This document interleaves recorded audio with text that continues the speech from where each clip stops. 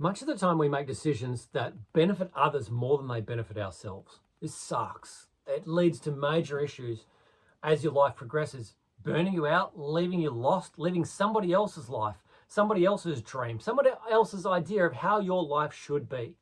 But with a simple framework and some time to think clearly about your decision, you can change things drastically. Now, if you want to optimize your life without wasting time, grab your free life map below. I used to be a yes man. This led me to self-sabotage, fear of missing out. I would then overdo it, go and do so much more than I should do, overdo it at work, overdo it at play, overdo it spending time with family and friends. I would just overdo it because I didn't want to miss out on whatever was happening. And that would then leave me in a state where I was exhausted. I'd used up all of my time and I didn't have as much time for other things that were also important to me. I would substitute one thing that was fulfilling for something else that was fulfilling, rather than doing maybe a small amount of this and a small amount of this and being consistent all over. Now, that small amount of everything always gave me a better result than just being too single focused on one thing.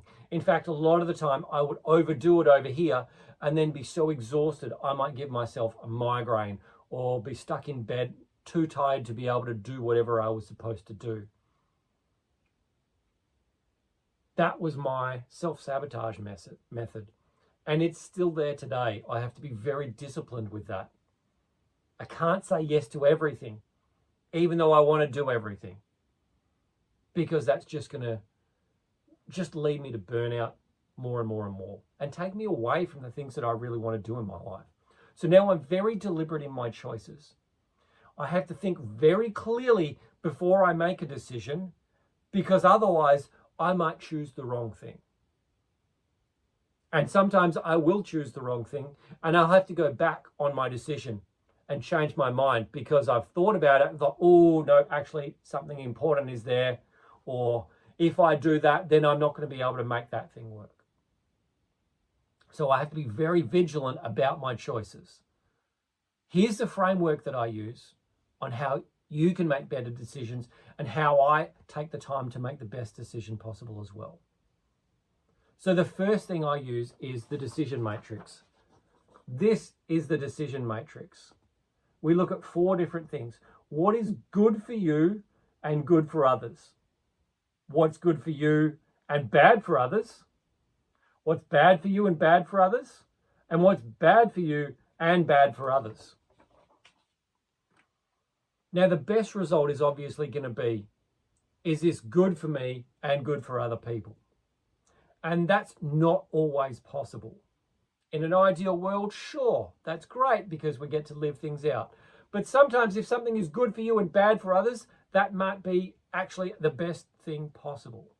For example, if you have had a huge week at work doing overtime every day and you're exhausted, and by Saturday you know that you need to spend at least the morning sleeping in and a really cruisy day, then if somebody asks you to help them move house and it's going to be the whole day on a Saturday, the last thing you want to do is say yes, because that is going to be bad for you and good for the other person.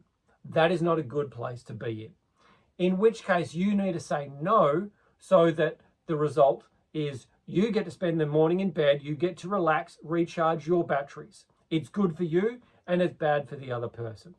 Now, when it says it's bad for the other person, is it really bad? Not necessarily. They might be able to find somebody else to help move house. But the most important thing is, did you look after your own best interest? Did you set up strong boundaries to look after your own health? Because the repercussions of this decision are going to flow on for possibly the next few weeks. Think about it this way. If you say yes, you go and help that person out, you help them for the whole day, you're now even more exhausted for Sunday. And by the time Monday rolls around, you might still be in that exhausted state and have another crazy week ahead of you where you have to work and do overtime. And all of a sudden, you end up sick and tired and you can't even go to work or do what you need to do because you've burnt yourself out completely. Was that a good decision? No, that was absolutely self-sabotage. So being very deliberate in your decision making is very important. Let's come back here. Is it bad for me and good for others? This is something that I get trapped in from time to time. I want to help people. It's in my nature to help people because I care for people. So quite often I will overextend myself and do things that are not so good for me and good for other people. I have to be really careful about that one. Try not to get to this point where things are bad for you and bad for other people. Sometimes if you're tired or depressed or anxious, you might be making bad decisions that are bad for you and bad for other people. And it happens. But if you can be aware, at least aware of this matrix, aware of how it exists, how it works, you can stop and think about the decision so you can make better decisions constantly. And it will take time to really stop and think before making decisions. You have to really be able to just, instead of answering someone straight away, maybe you need to say, let me think about it. Rather than saying yes or no, let me think about it and take some time to go into the decision matrix and see, all right, well, what have I got on? What is going to benefit me the most? What if it's going to detriment me? Do I really want to do this? Is it in my best interests? And figure it out from there. Move on to number 2. Get comfortable saying no more often. You want to make better decisions? You want to guard your time. You've got to set up strong boundaries, which means you've got to learn to say no. You've got to learn to say no to your family, your friends, your boss, your workplace. You've got to say no to some of the invitations that come into your life, some of the temptations. You've got to say no to advertising. Advertising constantly trying to get your attention and take you away. You've got to say no to social media. You've got to say no to your addictions, your addictive behaviors, because quite often that's taking you away from dealing with a particular issue. Learn to say no, and you can stop and make those better decisions there. You're guarding your time. Your time it's never going to come back. We all get a finite number of hours in a day. I think it's 164 hours a day. That doesn't make any sense. Maybe it's 164 hours a week. We all get 24 hours in a day.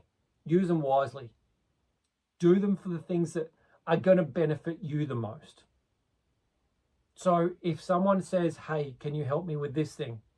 And you know that you need to say no because you've got something else on that you need to do for you or for your immediate family.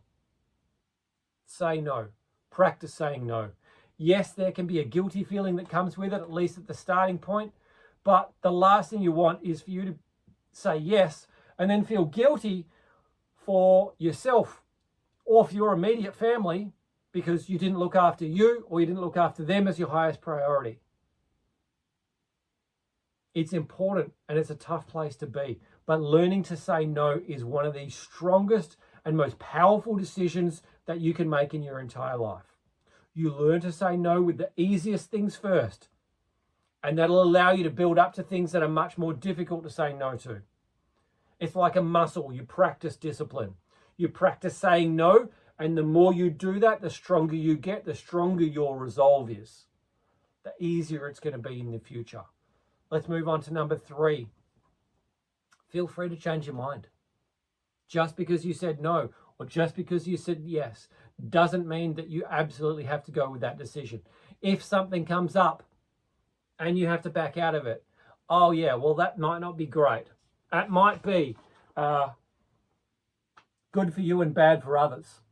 So be it. If that's what it has to be, that's what it has to be. Because at the end of the day, the last thing you want to do is look after everybody else at your own expense. The last thing you want to do is look after somebody else's health when it takes away from your own health. I've been in that position and it is not a good place to be in. You really need to be able to change your mind if you have to. It's okay to change your mind. Will it upset some people some of the time? Yes, but you can't please all the people all the time. That doesn't work. You've got to look after yourself and your best interest. So if something isn't working for you, or if you end up with too many things on your plate, look, I can't do this thing. I have too much on. I'm sorry, I can't help you. And then just give it back. And if they argue and fight, sometimes people are going to argue with you and fight with you to really guilt you into doing it. No, I can't do that. Here you go. Please don't ask me again. I'm done. I can't help you. You don't even have to give people reasons of why you can't do things. It doesn't matter. You've got to look after yourself. Otherwise, those decisions you make are just going to leave you living somebody else's life, pleasing other people, and not standing up for yourself is never a good thing. So feel free to change your mind. There's nothing wrong with that. You've got to learn to make decisions that are in your best interest as a priority.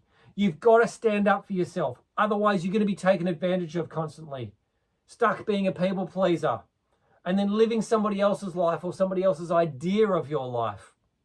And that ain't no fun. You choose how your life goes.